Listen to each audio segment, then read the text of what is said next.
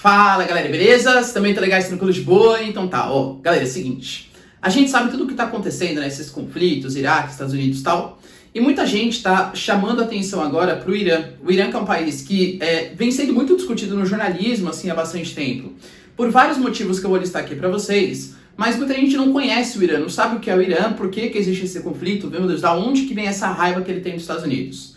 Vamos entender um pouquinho da história recente do Irã? Vamos ver por que o Irã está sendo tão visado assim pela geopolítica internacional? Quais são os interesses que ali existem? Se vocês querem saber isso e muito mais sobre geografia, geopolítica, atualidades, notícias, enfim, tudo para se manter sempre bem atualizado e entender esse mundão, já se inscreve no canal, deixa seu like e compartilha esse vídeo, que eu, Ricardo, conto muito com a ajuda de vocês, belezinha? Tamo junto? Segue no meu Instagram também, que lá tô sempre postando notícias, atualidades, legal para vocês darem uma entendida aí, tá bom? Galera, é o seguinte, coloquei pra vocês o título aqui do vídeo, né? Quem é o Irã? O que é o Irã, tá? O Irã, vou colocar pra vocês numa fotinho, é um país que pertence ao Oriente Médio, ou seja, ao Sudoeste Asiático, e se a gente for pegar os outros países que estão beirando ali o Golfo Pérsico, é um país com dimensões até que relativamente grandes, tá? Isso é uma coisa bem significativa. O Irã, dentre as suas características, ele é um país persa, isso é uma coisa bastante relevante. O Irã ele tem uma história muito significativa, né? O Império Persa tem o seu berço ali no Irã. Na verdade, a Pérsia é o antigo nome do Irã, tá? O Irã é a antiga Pérsia. E quem está ali não é árabe, tá? Isso é uma coisa que geralmente as pessoas não sabem. Nossa, no Irã tem um monte de árabe, esses árabes são... Não é, tá? Eles são persas, eles não são árabes. A língua é diferente, os costumes são diferentes, a alimentação é diferente. Óbvio que tem algumas similaridades. Por exemplo, o Irã, apesar de ser um país persa, é um país também muçulmano. Muita gente acaba confundindo, né? Persa é etnia, islamismo muçulmano é a religião. Um árabe é etnia, a religião é o islamismo, são muçulmanos. Tudo bem? Eles são muçulmanos islâmicos de maioria xiita. Isso é uma coisa muito significativa, por quê? Porque os xiitas, eles não são maioria do mundo muçulmano. A grande maioria do mundo muçulmano é sunita. E existe uma falácia, um preconceito que é espalhado por aí, que os xiitas, eles são mais radicais, e os sunitas, eles são mais moderados. Isso é mentira. Aliás, esse preconceito que existe, essa falácia que existe, a gente vai entender hoje, tem a ver aqui, com 1979, no qual o Irã vai se tornar um país fundamentalista, mas a gente vai entender isso logo menos, tá? O Irã, ele é um dos poucos países do Oriente Médio, em conjunto, por exemplo, com o Iraque, com o Bahrein, que são países de maioria xiita, a grande maioria sunita, tá bom? Isso é uma coisa bastante relevante. E é um país aqui, que detém muitos recursos minerais. Mas quando eu falo muitos recursos minerais, entendam que são muitos recursos minerais mesmo. O Irã, ele é a maior reserva de gás natural do mundo, é a quarta reserva de petróleo que tem do mundo, é um país que pertence ao OPEP, a Organização dos Países Exportadores de Petróleo, e no Oriente Médio, o ouro que eles têm lá, o petróleo que eles têm, que é a água, também tem. O Irã é um país que faz fronteira ali com o Iraque e que está próximo da região da Mesopotâmia, região riquíssima em recursos minerais hídricos. Ou seja, o Irã não é fraco em recursos minerais. E o Irã, além de tudo, ele tem uma posição extremamente estratégica. Sério, professor, por quê? Porque o Irã ele controla uma passagenzinha que a gente vai chamar de Estreito de Hormuz. O Estreito de Hormuz que eu estou colocando aí na tela para vocês é por onde passa mais ou menos 1/4 do petróleo do mundo. Ou seja, o Irã ele controla a passagem, a reserva de muito petróleo. Percebe o interesse que ali existe? Por que o Irã é tão visado assim pela geopolítica internacional? Começa a fazer sentido, né? Outro ponto importante. O Irã está considerado, está localizado no chamado nó geográfico. O que seria esse nó geográfico? É uma região de passagem. Se vocês observarem, o Oriente Médio como um todo é uma região de passagem. O Oriente Médio, ele fica exatamente no meio da África, da Europa e do restante da Ásia. Por ali passam travessias de comerciantes, gasodutos, oleodutos. Numa região que dispõe só um pouquinho de recursos minerais, acho que controlar regiões como o Irã e a Síria, que são regiões de passagem, é extremamente importante para a geopolítica internacional. Além do que o Irã, por ser esse nó geográfico, é um país que tem uma miscigenação bastante grande. Hoje menos, tá? Por conta da revolução que aconteceu, a gente vai entender. Mas é um país que no passado tinha uma miscigenação muito grande, um intercâmbio muito grande de culturas. Acontece que o Irã, até 1979, a gente podia classificar como se fosse um país e pós-79 outro país completamente diferente. Antes de 1979, o que era o Irã? O Irã era um país monarquista, era uma monarquia, sim, tinham reis no Irã. Só que os reis lá, a gente chamava de chás, Que nem, por exemplo, na Rússia você chama rei de czar. No Irã eram os chás, mas eram monarcas. Quem dominava o Irã até 1979, 11 de fevereiro de 1979, era um carinha, um chá, que é o título, né? Chamado de Reza Pahlavi. E esse chá Reza Pahlavi, o Irã, com essa baita reserva de petróleo, tinha uma parceria muito significativa com os norte-americanos. Eram países parceiros, olha que coisa, né? Aliás, eu sempre falo pra vocês que geopolítica é a arte da hipocrisia. O Iraque, o Saddam Hussein já foi grande parceiro dos Estados Unidos, o próprio Al-Qaeda, Osama Bin Laden, já foi parceiro dos Estados Unidos. Então existem várias hipocrisias na geopolítica internacional, tá?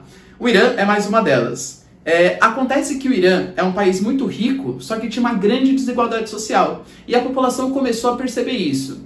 Vão surgir ali alguns movimentos que a gente vai chamar de fundamentalistas, ou seja, movimentos que vão tentar unir Estado e religião e vão começar a culpar o Ocidente por todas as mazelas que ali acontecem, por toda a desigualdade social que ali acontece, tendo como fonte, como objetivo, principalmente os norte-americanos, que representavam a maior interferência no Irã, a maior parceria que tinha com os chás. Em 1979, então, vai acontecer a Revolução Iraniana Fundamentalista Xiita, que vai transformar, vai tirar o Shah do poder, afasta a monarquia e vai fazer o Irã ser um país extremamente conservador. Aliás, nem conservador, reacionário. Assim, o Irã, ele fere gravemente os direitos humanos, principalmente os direitos das mulheres, em vários pontos. Existe apedrejamento para mulheres adúlteras, não tem nenhum tipo de liberdade religiosa, liberdade para trabalhar, enfim. É um país extremamente conservador, tá? Reacionário, aliás. A gente tem que ter essa ideia, eles seguem ali a religião ao pé da letra exatamente. Isso é um outro preconceito que eu queria quebrar, né? Ah, entendi, professor. Quer dizer então que o islamismo ele é ruim? Não, o islamismo ele é uma religião tão boa quanto as outras. O problema é a interpretação que você faz desse islamismo. Mesma coisa, né? Os sunitas são mais bonzinhos que os xiitas? Também não. É que depende da interpretação sunita que você faz. Por exemplo, o Estado Islâmico, o ISIS, é sunita. Sei lá, existem, acho que eu já até comentei com vocês, né? Grupos radicais judeus, grupos radicais cristãos, não porque o cristianismo e o judaísmo são ruins, assim como existem radicais muçulmanos, não porque o islamismo é ruim, tá? Eu, por exemplo, galera, já tive mas é papo pra outra coisa, né? Isso é mais uma fofoquinha aqui, caras. Eu já tive muito contato com muçulmanos, e todos eles, assim, muito bons, tal. A religião não interfere em nada nesse sentido, tá? A gente tem que ter essa noção. Mas o Irã, ele vai se fundamentar, né, no Alcorão como principal livro sagrado, com uma interpretação xiita extremamente radical.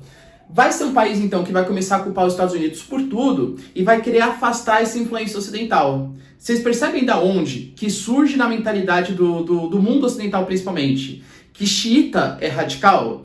Porque a gente começa a associar, bom, existem poucos xiitas no mundo, o Irã é um deles, né? E a gente tem o Irã, que é um país xiita, sendo um país fundamentalista. Pronto. Quer dizer, então, que todo xiita é fundamentalista. Nada a ver, né? Conclusão extremamente precipitada e extremamente errada também, tá? Não tem nada a ver. Nem todo xiita é fundamentalista, assim nem como todo sunita também é fundamentalista e por aí vai.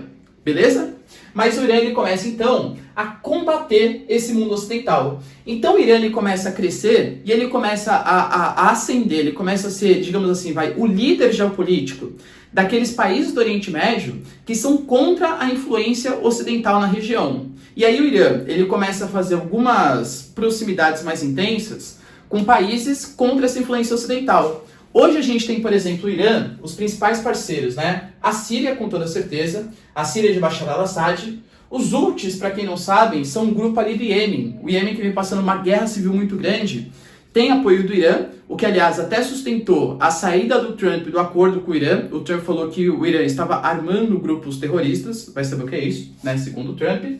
E o Líbano também, tá? Mas também não todo o Líbano, porque o Líbano é um país também muito dividido. Existem lá cristãos, mais moderados, mais radicais. O Irã tem uma parceria muito grande, principalmente com o Hezbollah. O Hezbollah que é um grupo considerado terrorista pelo Brasil também, tá? Porque ele surgiu em 1980, depois de uma ofensiva de Israel. Mas o Hezbollah, ele é um partido político hoje no Líbano, que é o terceiro maior partido político, e ele é conhecido por ser um partido, assim, de redução da desigualdade social, um partido considerado mais social-democrata, tá bom? Enquanto isso, Os grandes inimigos são os Estados Unidos, com toda certeza, que representava as mazelas sociais antes de 79 e a tentativa de interferência na região, e todos os países que representam os interesses americanos, segundo o julgamento do Irã. E aí eu coloco para vocês os Estados Unidos, né, claro, Israel é o maior parceiro norte-americano ali no Oriente Médio, e a Arábia Saudita. Aliás, outro ponto importante, existem outras divisões que a gente pode fazer regionais. Dentre elas, existe uma liderança sunita ali no Oriente Médio, e ela é representada pela Arábia Saudita, e existe uma liderança xiita no Oriente Médio, que é representada pelo Irã. Ou seja, Arábia Saudita e Irã são dois grandes rivais, Israel e Irã são dois grandes rivais, Israel e Irã são dois grandes rivais. Ou seja, por isso que eu previ, né, falei para vocês, olha, é bem possível que os ataques que estão acontecendo, eles não sejam em território norte-americano, porque é difícil o Irã conseguir fazer um ataque contra os Estados Unidos. Os Estados Unidos é uma potência militar. Mas agora, nos parceiros próximos ali, é bem provável, tá bom? Já falando em ataque, fica aqui o meu último comentário. Armas nucleares. O Irã, ele tem armas nucleares? A resposta é não. O Irã, ele é signatário do TNP, o Tratado de Não Proliferação de Armas Nucleares. Quando deu ali, mais ou menos, depois de 79, né, da Revolução Iraniana, os Estados Unidos vai ficar impedido de fazer vistorias. Quando a gente tem um atentado de 2001, os anos 2000 vai ser um ano extremamente complicado, que os Estados Unidos vai querer fazer vistorias no Irã. O Irã, por essa inimizade, não vai deixar. E em 2015, o Irã ele se comprometeu a fazer um acordo com os Estados Unidos e com a União Europeia de maneira geral. Nesse acordo, o Irã ele deixou a Agência Internacional de Energia Atômica fazer vistorias no seu território, e ela não encontrou nada. E em troca disso, ia findar as sanções comerciais. O acordo deu certo de 2015, governo Obama, até 2018, que já era o governo Trump. O Trump, alegando que o Irã armava grupos terroristas, saiu desse acordo. Ou seja, as sanções comerciais voltaram, as sanções econômicas voltaram, e o Irã voltou a ser um país muito pobre. A gente tem que lembrar que o Irã é um país que depende muito das exportações de recursos minerais. E aí, até fica importante, né? Hoje, quem é o principal parceiro econômico do Irã? É a China. A China é o principal parceiro econômico do Irã, porque a China é a maior compradora de petróleo do Irã. Já que existem sanções, países parceiros dos Estados Unidos não podem comprar petróleo daquele país pelas sanções impostas, o Irã comercializa muito com a China. Professor, e a Rússia? A Rússia tem uma ligação muito forte com o Irã? Até o momento não, tá? Só que a Rússia tem uma ligação muito forte com um país vizinho, que é muito próximo do Irã, que é a Síria. Aliás, até comentando para vocês, né, o Putin, ele acabou de fazer uma visita inesperada ao Bashar al-Assad na Síria, possivelmente querendo fazer algum tipo de amizade entre Irã e Síria, para mostrar que a Rússia também está interferindo ali no xadrez geopolítico do Oriente Médio. Tudo bem, galera? Deu para entender? Entenderam todo esse xadrez, toda essa complicação? O que está acontecendo no Oriente Médio? Quem que é o Irã? Por que ele está tão revoltado assim como o do ocidental? Se vocês querem saber isso então, galera, e muito mais sobre geografia, geopolítica e atualidades, já deixa seu like. Se vocês gostaram do vídeo também deixa o like de qualquer jeito, isso ajuda bastante o canal. Compartilha esse vídeo e é isso aí. Beijos, abraços e tchau!